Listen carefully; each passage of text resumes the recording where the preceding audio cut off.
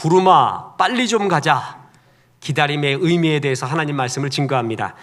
카피라이터 정철 씨에 의하면, 그의 책에 의하면 만남의 광장에 대해 이렇게 썼습니다. 만남의 광장엔 만나는 사람만 있는 게 아니다. 만나는 사람보다 기다리는 사람이 더 많다. 두 사람이 똑같은 시간에 도착할 수는 없으니까 기다리다를 견디지 못하면 만나다도 없다. 만남의 광장의 다른 이름은 기다림의 광장이다. 그렇죠? 우리는 더 많이 기다리고 있습니다. 하나님이 말씀을 하시면은요, 말씀은 약속을 하면은 성취가 있는데 약속과 성취 사이에는 반드시 시간이 필요합니다. 그 약속과 성취, 오늘도 예배드리면 하나님의 약속의 말씀을 받는 거예요. 그걸 아멘 할 때 말씀을 실상이 돼서 성취하게 됩니다. 그러나 그 기간이 필요합니다. 그 약속과 성취 사이를 메꾸는 것을 믿음이라고 합니다. 믿음은 다시 말해서 뭐냐 하면 약속과 성취 사이에 신실한 기다림, 그것을 믿음이라고 말합니다. 만남은 기다림 속에서 이루어지게 됩니다. 사람은 빨리 만나고 싶습니다. 이스라엘 백성이 그랬습니다. 가나안에 빨리 가서 가나안 도착지를, 하나님 주신 새 땅을 잘 만나고 싶었습니다. 그래서 광야길을 걸을 때마다 구름아 빨리 좀 가자 하는 마음이 넘쳐났을 것입니다. 그런데 하나님은 때때로 한 달을 기다려라, 아니 1년도 기다려라 라고 말하는 적이 있었습니다. 이 기다림의 의미가 무엇인가? 오늘 이것을 하나님 앞에 들으며 이 세상에서 참 많은 기다림의 의미를 주 앞에 상고하고자 합니다. 첫째, 기다림은 하나님을 바라보는 훈련이라는 것입니다. 사랑의 다른 이름은 바라봄입니다. 기다림은 하나님을 바라보는 것, 하나님을 사랑하는 훈련입니다. 기다리잖아요. 그러면 기다리는 그를 그토록 묵상하게 되어 있습니다. 기다림의 끝은 그와 거의 같아지는 것입니다. 사랑 없이는 기다릴 수가 없습니다. 기다림은 하나님을 바라보는 훈련입니다. 오늘 본문 민수기 9장 18절부터 보십시오. 이스라엘 자손이 여호와의 명령을 따라 행진하였고 여호와의 명령을 따라 진을 쳤으며 구름이 성막 위에 머무는 동안에는 그들이 진영에 머물렀고 구름이 성막 위에 머무는 날이 오랠 때에는 이스라엘 자손이 여호와의 명령을 지켜 행진하지 아니하였으며 혹시 구름이 성막 위에 머무는 날이 적을 때에도 그들이 다만 여호와의 명령을 따라 진영에 머물고 여호와의 명령을 따라 행진하였으며, 여호와의 명령을 따라 굉장히 많이 나오는 반복되는 구절이죠. 출애굽한 이스라엘 백성의 목적지 가나안, 그곳은 직선 코스로 일주일, 돌아가도 한 달이면 갈 수 있는 곳입니다. 그런데 하나님은 40년 동안 이스라엘 백성을 돌아서 가게끔 만들었습니다. 그 이유는 가나안 좋은 하나님의 약속의 땅을, 축복을 받을 그릇이 아직 안 돼 있습니다. 아무리 좋은 축복도 받을 그릇이 안 돼 있잖아요. 그러면 안 됩니다. 수술하기 전에 잘 먹어야 됩니다. 몸이 아플 때 잘 먹어줘야 돼요. 그래야 수술도 받고요, 약도 받습니다. 아무리 좋은 것도요, 담을 그릇이 없으면 안 됩니다. 그래서 하나님은 이 하나님의 은혜를 담기 위한 그릇을 만들기 위하여 광야 생활 40년 동안 훈련을 시킵니다. 그 훈련 중에 중요한 훈련 중에 하나가 바로 하나님의 구름 훈련이었습니다. 구름이 떠오르면 구름을 따라 행진하고요, 구름이 멈추면 그곳에서 진을 치는 너무나 간단 명료한 훈련. 밤에는 구름 기둥이 불의 형상을 했습니다. 그리고 낮에는 그 구름 기둥이 인도만 한 것이 아니라 그 찌는 듯한 태양을 가려주는 우산의 역할도 했습니다. 그래서 구름 기둥은요, 하나님의 보호하심, 인도하심의 상징이었습니다. 그런데 이 구름 기둥이 너무나 흥미로운 것은요, 이스라엘 백성이 원하는 방향대로 움직여주지는 않았다라는 것입니다. 어떨 때 일로 가고 싶은데 가나안은 적인데 더 돌아가요. 어떨 때 빨리 가고 싶은데 늦게 갑니다. 어떨 때는 여기서 많이 머물고 싶은데 빨리 떠서 빨리 가라고 재촉을 합니다. 이스라엘이 원하는 방향이 아니었습니다. 다시 9장 21절부터 보시면 혹시 구름이 저녁부터 아침까지 있다가 아침에 그 구름이 떠오를 때에는 그들이 행진하였고 구름이 밤낮 있다가 떠오르면 곧 행진하였으며 이틀이든지 한 달이든지 1년이든지 구름이 성막 위에 머물러 있을 동안에는 이스라엘 자손이 진영에 머물고 행진하지 아니하다가 떠오르면 행진하였으니 예나 지금이나 짐 싸는 것처럼 번거로운 일 없을 것입니다. 우리 집사람도 짐 싼다 그러면 일주일 전부터 앓습니다. 짐 싸고 나면 보름을 앓고 그리고 1년 내내 소리를 듣습니다. 짐 싸는 것이 그렇게 힘든 일입니다. 며칠을 걸어서 피곤한 몸으로 어느 한 곳에 도착했습니다. 그랬더니 제법 나무도 있고 샘도 있습니다. 그곳에 오래 머물고 싶었어요. 야, 여기서 늘어지게 한잠도 자고 또한 여기서 커피도 마시고 지친 심신을 여기서 회복하자. 그리고 그 다음날 아침에 일어나 보니까 성막 쪽을 보니까 구름이 떠오르네. 빨리 짐을 챙겨야 됩니다. 새가 빠지게 저녁 내내 진을 쳤는데 아침 되면 다시 챙겨야 될 그럴 상황이 생깁니다. 반대의 경우도 있습니다. 어디를 갔더니 도저히 여기는 있을 만한 곳이 아니에요. 너무 황량해요. 물도 없고 황량하게 그지 없었어요. 빨리 갔으면 좋겠다. 구름아 빨리 떠올라라. 근데 죽어도 안 떠오르네 이것이 계속 거기에 머물고 있네요. 그럼 이스라엘 백성은 머물러야 됩니다. 머무는 기간이 이틀, 한 달일 경우도 있었고요. 1년인 기간도 있었습니다. 이스라엘 백성은 조급해졌습니다. 빨리 좀 가자 구름아. 가나안을 거꾸로 해봐라. 안 나가 아니냐.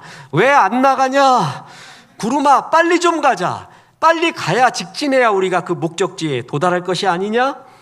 그런데 그 구름의 인도 따라서 이스라엘은 사는 훈련을 40년이나 합니다. 돌아보십시오. 노아의 방주에는 방향키가 없다라는 유명한 말이 있습니다.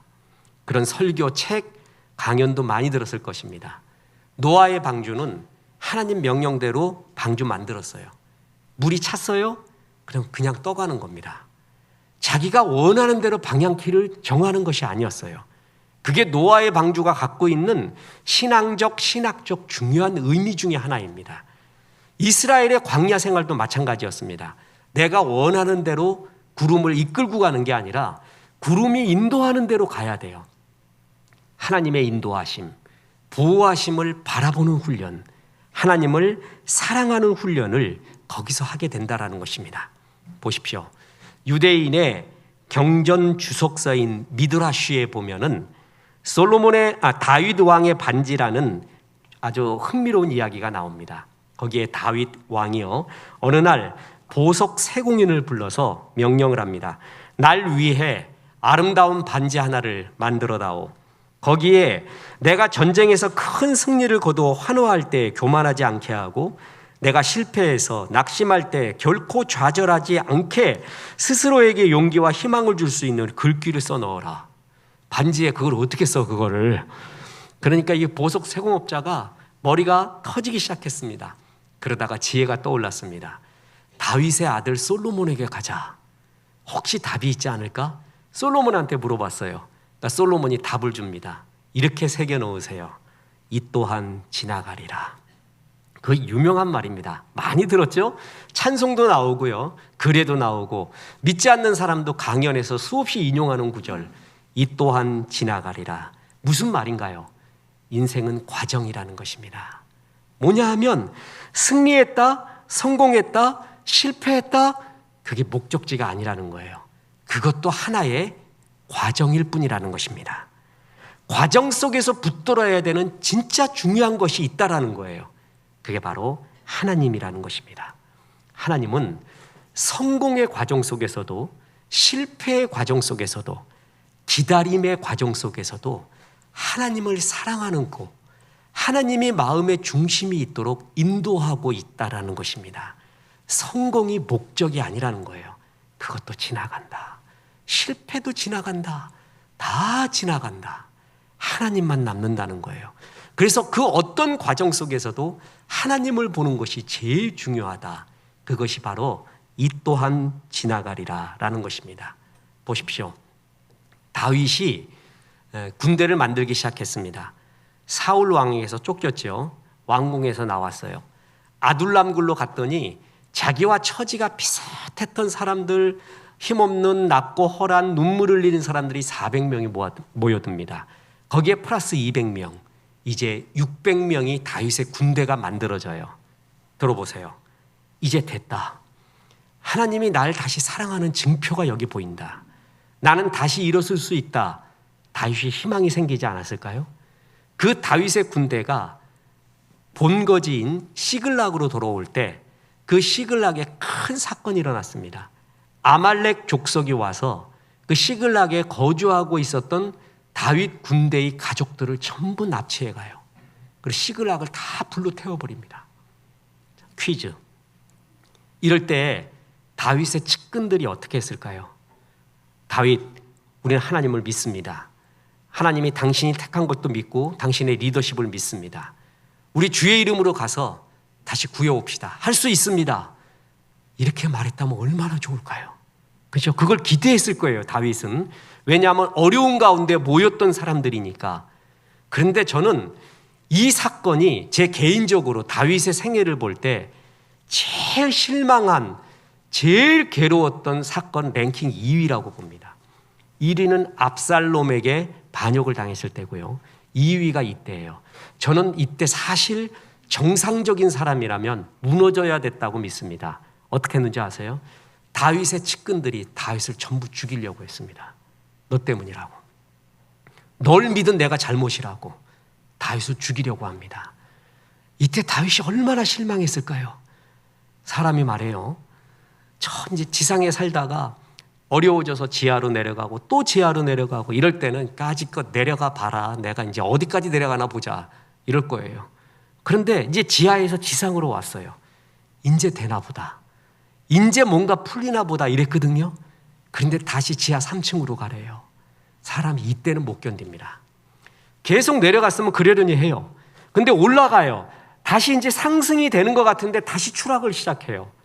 이때 못 견디는 거예요. 이제 희망이 보이기 시작하는데 다시 무너지는 거예요. 다윗 정말 얼마나 실망했을까요? 정말 사람들이 이럴 수가 있는가? 같은 처지에 깡패 의리로 모여가지고 우리 뭔가 해보자고 했다가 한 가지의 고난이 오니까 배신 정도가 아니라 날 죽이려고 합니다.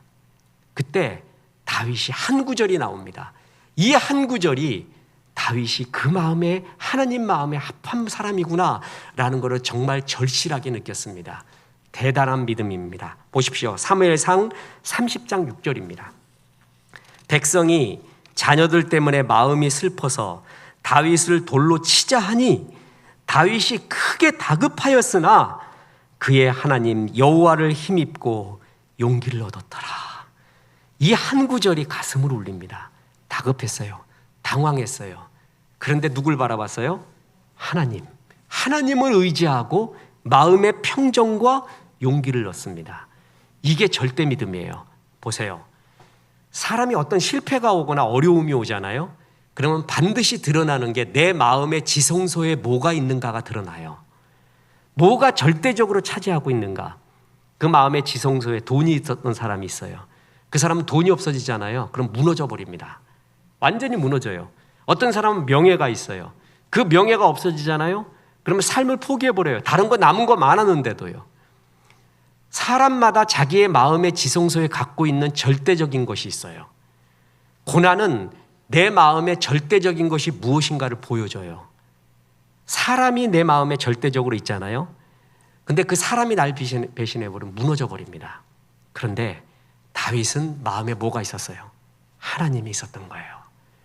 그래서 다른 모든 것을 상대화할 줄 알았습니다. 믿음은 뭐냐면 하나님 외의 모든 것을 상대화할 줄 아는 힘이에요. 있으면 좋지. 그러나 하나님보다 소중하지는 않아. 없어? 없어도 돼. 그거 없어도 돼. 그거 있으면 참 좋은 거 알아. 그러나 없어도 돼. 하는 상대화. 이게 자유입니다. 그리고 절대 하나님이 필요하다. 그게 하나님을 바라보는 절대 믿음이에요. 다윗이 그래서 하나님 마음에 합한 자였습니다. 다윗은 정말 기다림의 과정을 통해서 하나님만 바라보는 훈련, 절대 믿음, 다른 것을 상대화할 줄 알았던 믿음이 그의 가운데 있었습니다. 구름기둥, 기다림의 의미, 하나님 앞에서 하나님만 바라봐라, 하나님의 인도가 최고다라는 것을 가르쳐주는 하나님을 인도와 하나님의 사랑을 받는 훈련이었다라는 것입니다. 기다림은 무슨 의미가 있는가? 둘째, 삶을 깊게 살게 하기 위한 하나님의 훈련이라는 것입니다. 기다림 속에 삶이 깊어집니다. 맑은 날에는 깃발을 꽂습니다. 비 오는 날에는 사색을 합니다. 기다림을 배웁니다. 그리움을 배웁니다.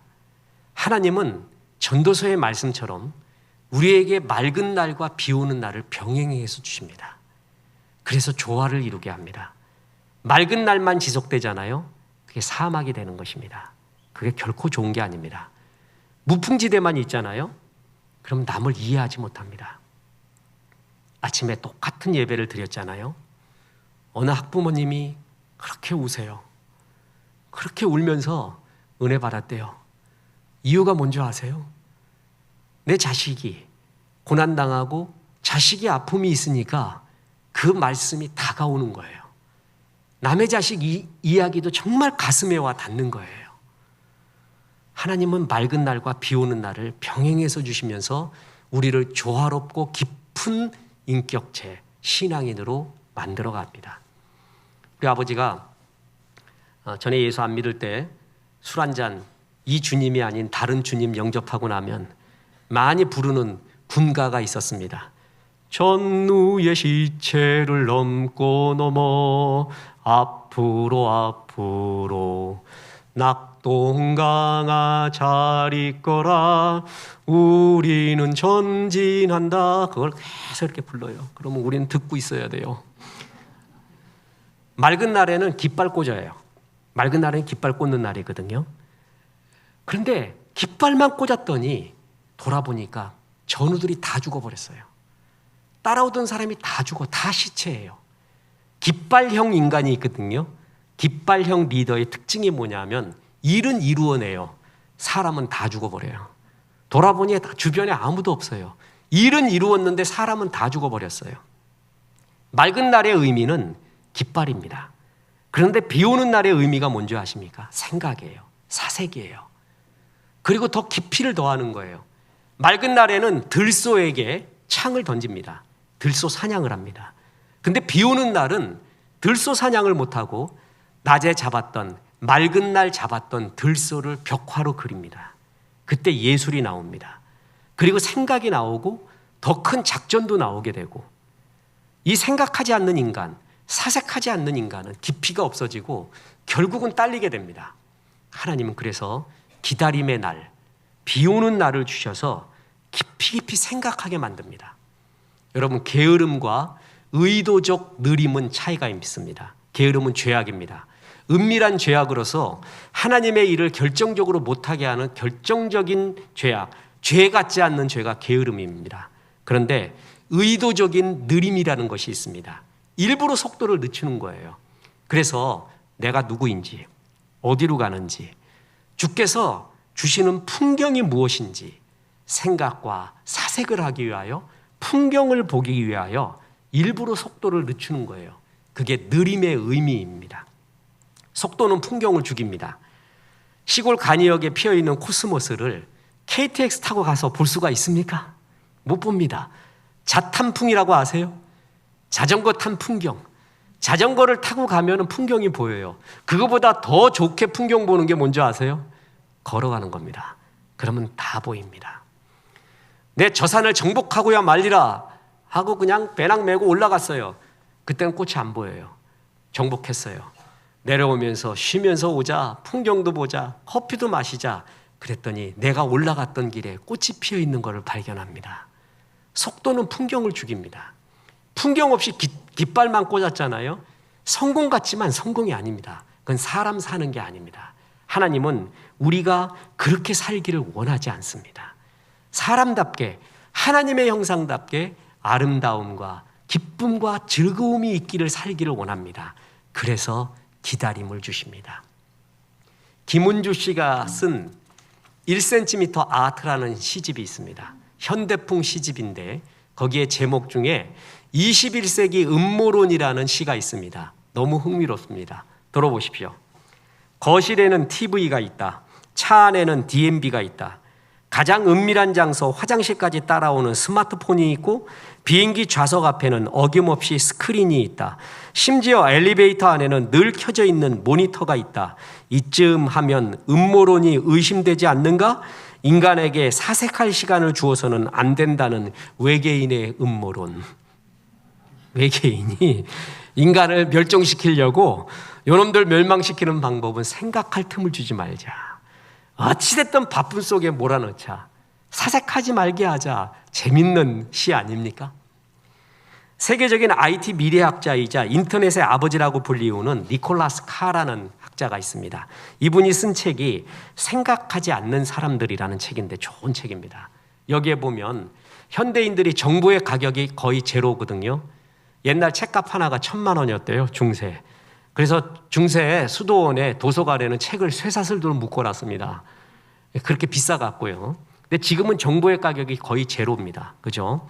그래서 이렇게 인터넷을 통해서 수많은 정보를 우리가 받게 되면 더 깊은 사고를 우리의 뇌가 하지 않을까라고 기대를 했는데 아니라는 것입니다.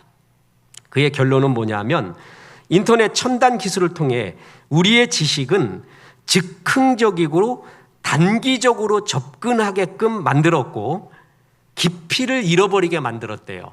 그래서 현대인의 뇌는 뇌의 진짜 본래 사명인 깊은 사색을 안 하고 즉흥적이고 단기적이고 짧은 것을 느끼는 뇌로 변화하고 있다는 거예요. 이게 이 책의 특징입니다. 가히 외계인의 음모라고 할 수 있습니다. 하나님이 우리 인간에게 최고의 뇌, 사색을 하고 창조를 하고 느끼게 하는 뇌를 만들었는데 인간의 뇌의 한계는 지금 5분이라고 합니다. 5분 넘어가면 안 돼요. 방송국에서도 최고 인기 있는 게 5분 전에 다 끝내는 겁니다. 책도 지금 5분 내에 다 끝내는 거 책. 짧게 읽어버리는 거. 깊은 사고를 못하게 합니다. 장편 소설을 읽는다? 되지 않는 이야기입니다. 여러분 우리 교회에 박경리의 토지를 10번 이상 읽은 권사님이 있습니다. 읽을 때마다 다르대요. 한 번도 못 읽은 사람이 99.9%인데 읽으면서 생각을 하고 또 다른 관점을 보고 다른 생각을 하고 기다림이 사색이 사람을 만듭니다. 하나님의 아름다움을 보게 합니다. 그런데 이 깊은 사고를 못하게 하는 것 그것이 빨리빨리 문화입니다. 프랑스의 시인이자 사상가인 폴 말레리라고 있습니다. 권면해주고 싶은 시인입니다. 그가 주옥 같은 짧은 시를 많이 적었는데 그중에 당신은 이라는 시에 보면 이런 것이 나옵니다. 당신이 생각하는 대로 살아야 한다. 그렇지 않으면 당신은 머지않아 사는 대로 생각하게 된다. 당신이 삶을 이끌어 나가야 되는데 그렇지 생각을 하지 않으면 삶이 너를 이끌어 간대요. 세상의 가치관이 세상에서 좋다고 하는 것이 널 끌고 간대요. 내가 좋다는 것을 삶에서 생활 속에서 잡아가지고 그걸 끌고 가야 되는데 삶이 날 끌고 가게 된다는 겁니다. 우리가 현대인이 정말 다시 되찾아야 되는 것이 바로 묵상이라는 것입니다. 묵상은 내가 어디에 와 있는가, 제대로 달려가는가, 나는 욕망 속에 하나님의 은혜 속에 어디 속에 살고 있는가에 대한 깊은 성찰, 하나님 앞에서의 깊은 성찰이 묵상입니다. 이 묵상은 기다림이에요. 인내가 필요하고요. 그런데 현대로 갈수록 이 묵상이 없어집니다. 그냥 빨리빨리 생각을 할 뿐입니다. 하나님은 그래서 때때로 우리 삶에 기다림을 주십니다.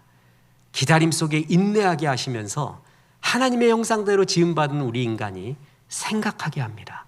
깊이 있게 합니다. 인디안들은 때때로 말에서 내려서 뒤를 돌아본다고 합니다. 내 영혼이 잘 따라오는지 보기 위해서래요. 참 멋있는 애들이에요. 말이 너무 빨리 가서 내 영혼이 저 뒤에 쳐져 있는가 돌아봄. 그 속에서 깊이가 생기고 그 속에서 그 사람의 삶의 원동력이 생긴다라는 것입니다. 우리가 잘 아는 클라인 바움의 죽은 시인의 사회, 미스터 키링 선생, 그 영화 잘 기억도 하십니까? 그 소설에 보면 이런 구절이 나옵니다. 의학, 법률, 금융 이런 것들은 모두 삶을 유지하기 위해 필요한 것들이다.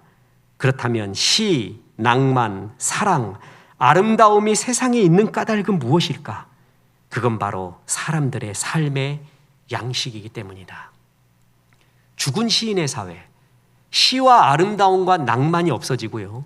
오직 의학, 법률, 금융만 남아있다면 우린 사는 게 아닙니다. 하나님은 사람은 떡으로만 살 것이 아니래요. 뭐가 필요하다고 그랬어요? 하나님의 말씀이 필요하대요. 오늘 이 설교를 듣고 있는 예배를 드리고 있는 성도님은 제육복음이라고 할 것입니다. 제육볶음이 아니라 제가 이름이 한제욱이에요. 그래서 제육복음. 저 2단 교주 하나 나왔구나 이렇게 말하지 말고 사람은 떡으로만 살 것이 아니에요. 사람은 하나님 말씀이 필요해요. 그리고 그 중간에 시가 필요하고 음악이 필요하고 노래가 필요하고 커피가 필요합니다. 하나님이 그렇게 만들었습니다. 그 창조의 질서대로 살아야 삶은 행복한 것입니다. 떡으로만 달려갈 수가 없습니다. 보십시오. 하나님은 에덴 동산을 만들면서요. 참 이 구절이 멋있어요. 기능적으로 편리하게 만들었어요. 그리고 심미적으로 아름답게 만들었어요. 보세요. 창세기 2장 3절, 2장 9절에 보면 여호와 하나님이 그 땅에서 보기에 아름답고 먹기에도 좋은 나무를 나게 하시니. 자, 먹기에 좋은 나무가 있죠. 이게 기능적 창조예요. 편하고 좋게 만들었어요. 그런데 그렇게만 만든 게 아니라 보세요. 보기에 아름답고 기능적으로만 완벽하게 만든 게 아니라 심미적으로 아름답게 만들었다는 것이에요.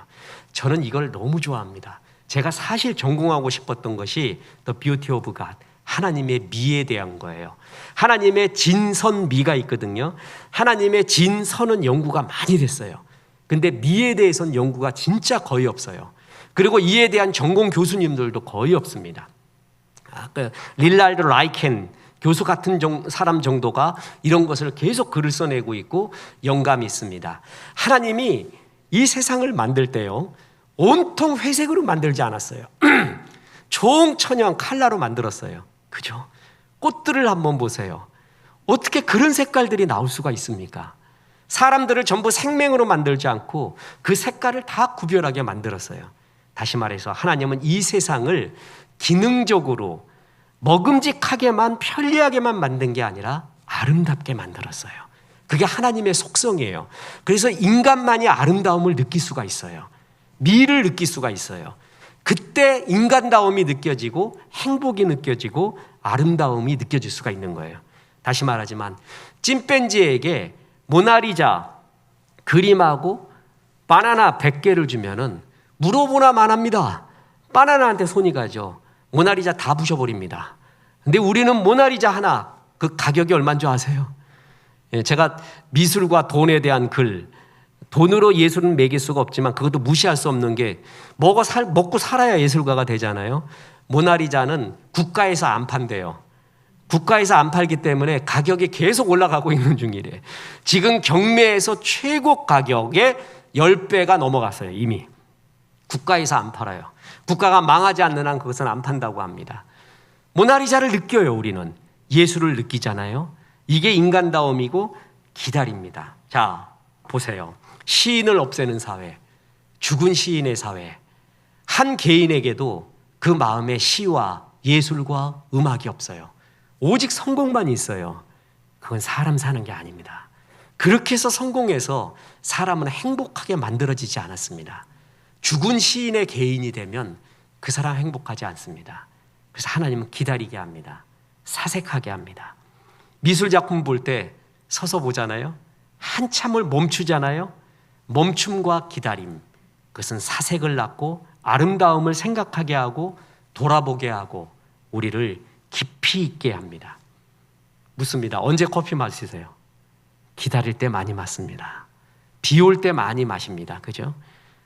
날이 밝을 때는 아이스 아메리카노 빨리 먹고 나가버려요. 그런데 비 올 때는 따뜻한 거 먹습니다. 국물도 먹습니다. 그리고 생각을 합니다.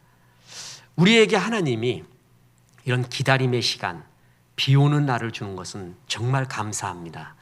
그래서 이 아스팔트에도 빗물이 내릴 때 이 도시의 또 다른 삶의 모습을 보기도 합니다. 우리에게 깊이를 주십니다. 그래서 미국 조크, 크리스찬 조크에 이런 것이 있습니다. 찬송가의 얘기인데요. 너무 빨리 달리지 말라는 거예요. 너무 과속하지 말라는 거예요. 그래서 이런 조크가 있습니다. 운전을 하다가 시속 60마일쯤 달리거든 찬송을 부르라. 주 안에 있는 나에게 딴 근심이 있으랴.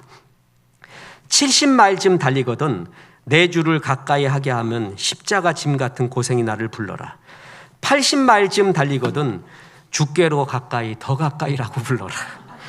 90마일쯤 달리거든 하늘 가는 밝은 길이 내 앞에 있으니 시속 100마일로 차를 달리면 나 이제 집에 왔으니를 불러라.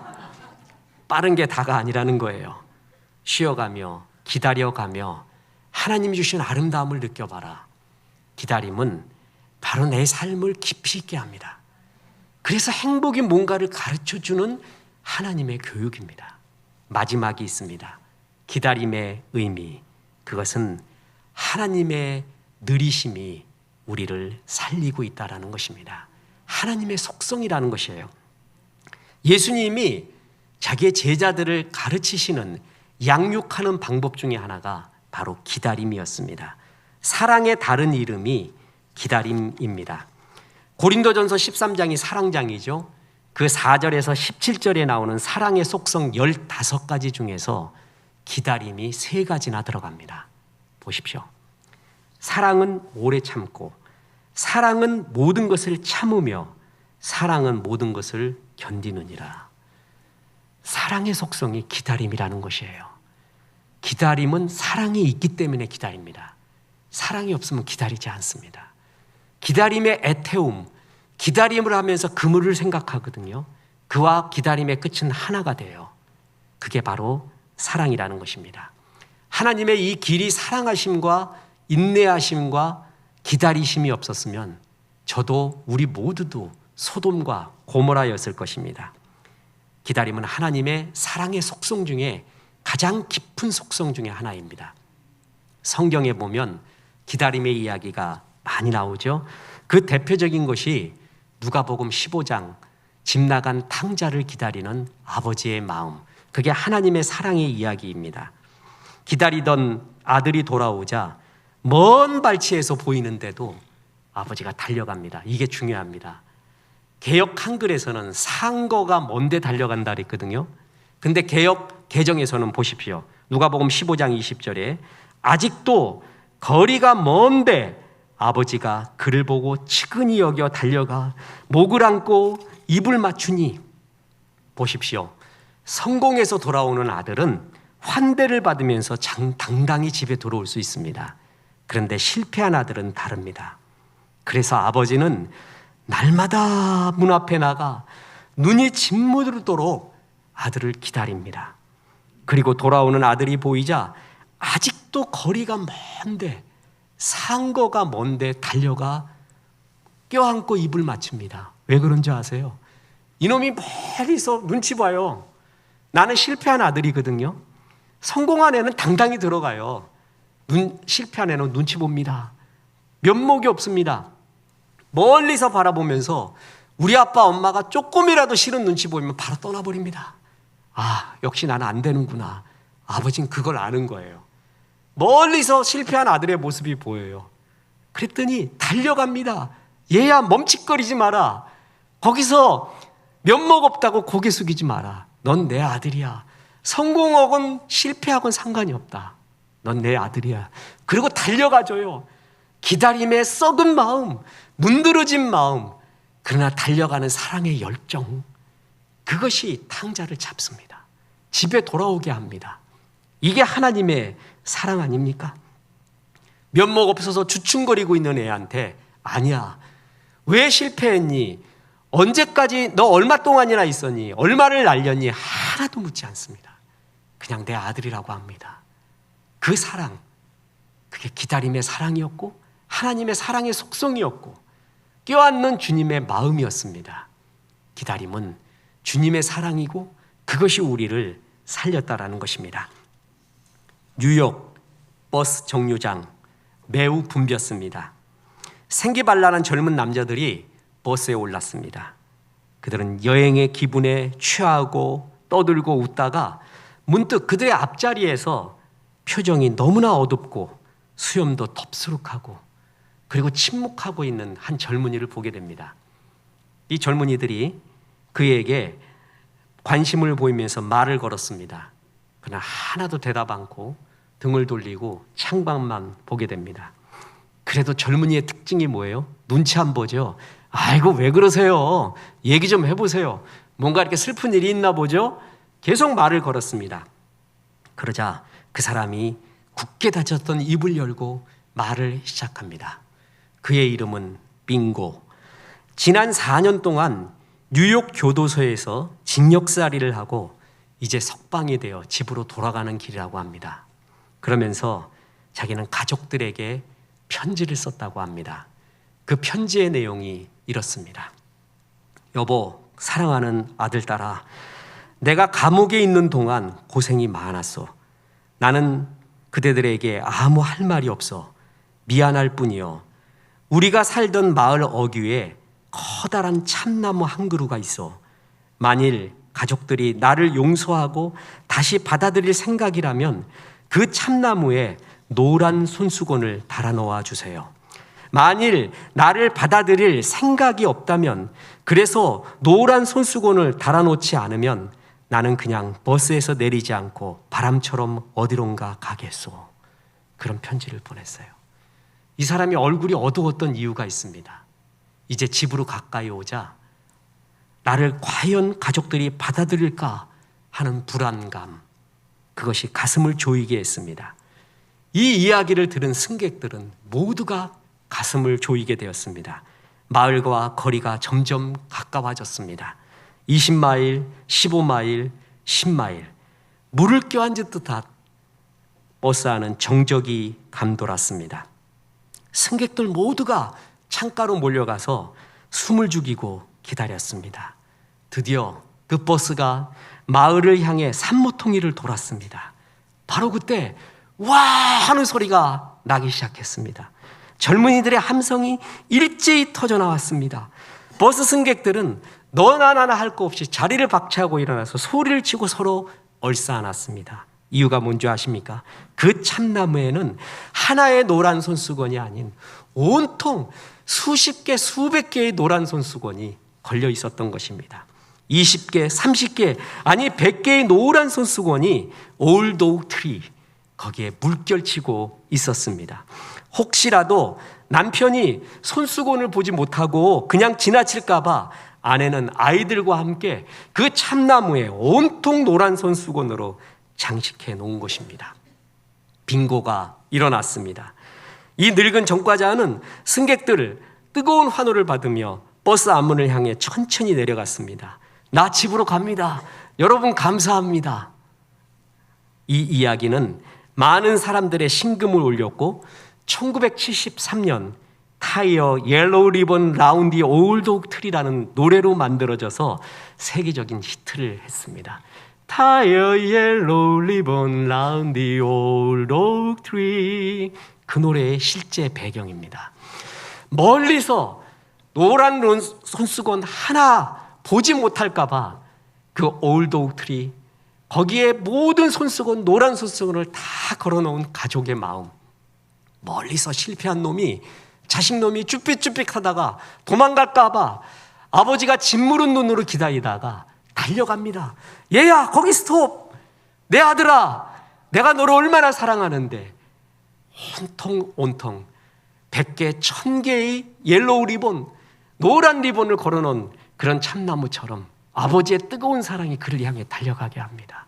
오랜 기다림, 실패한 아들을 향한 아버지의 뜨거운 마음, 그게 탕자를 살려갔습니다. 그 기다림이 바로 아버지의 사랑, 아버지의 사랑의 속성이에요. 그래서 하나님이 우리에게 하나님의 사랑을 가르쳐 주는 겁니다. 기다림, 네 아들을 기다리고 있지, 네 딸 돌아오기를 기다리고 있지, 그게 나의 마음이란다. 그러면서 하나님이 가르쳐주고 있는 것입니다. 그리고 하나님의 그 기다림이 우리를 살렸듯이 너의 기다림이, 사랑의 기다림이 너희 자녀를 살려가, 너의 사랑하는 사람을 살려가 주님이 우리에게 가르쳐주는 것입니다. 그렇습니다. 구름아 빨리 좀 가자. 우리는 달리고 싶습니다. 근데 주님은 하나님을 사랑하는 법, 하나님의 인도와 보호를 받는 법을 기다림을 통해서 가르쳐줍니다. 기다림을 통해서 생각하고 사색하고 깊이가 있게 만듭니다. 시와 예술을 배우게 합니다. 삶을 깊이 있게 합니다. 그리고 그 기다림이 하나님의 마음, 하나님의 사랑이라는 것을 가르쳐줍니다. 사람은 그냥 만들어지는 게 아니라 기다림을 통해서 만들어진다. 네가 기다림을 통해서 이렇게 주의 종이 되어 살고 있듯이 네 자녀도, 네 사랑하는 사람도 그 사랑의 기다림이 바로 이렇게 사람을 만들어간다. 주님은 우리에게 그렇게 교훈하십니다. 오늘도 기다리는 여러분, 우리의 기다림은 사무엘 베케트의 고도를 기다리며처럼 오지 않는 고도를 기다리는 것이 결코 아닙니다. 하나님의 적절한 때에, 가장 필요한 때에 욥에게처럼 주님은 반드시 나타납니다. 그리고 말씀하십니다. 그 전까지 언제가 될런지 모르지만 주의 섭리 믿고 잘 기다리십시오. 잘 기다리십시오. 주님만 바라보는 훈련하십시오. 깊이 있어지십시오. 하나님의 사랑을 배우십시오. 그래서 승리하는 종들 되기를 주 예수의 이름으로 축원합니다. 우리 하나님의 말씀 생각하면서 찬송합니다. 나의 영혼이 간절히 잠잠히 하나님만 바라며.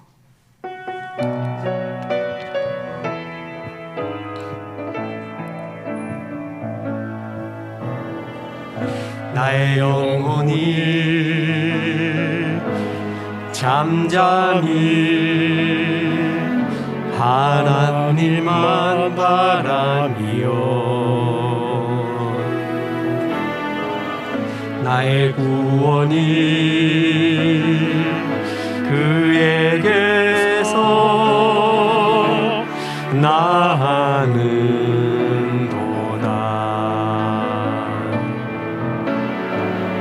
나의 영혼아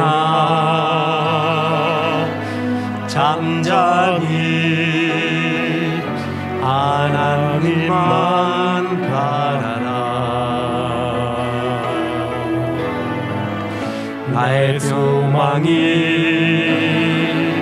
저에게서 나는도다.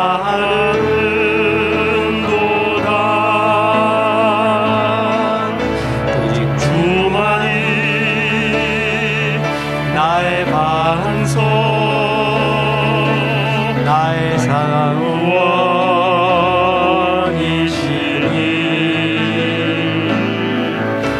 오직 주만이 나의 산성, 내가 요동치 아니하리니.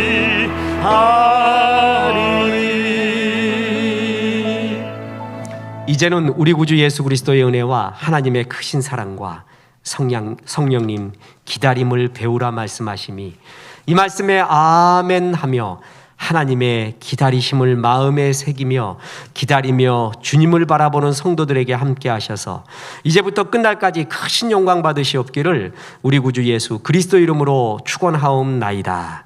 아멘.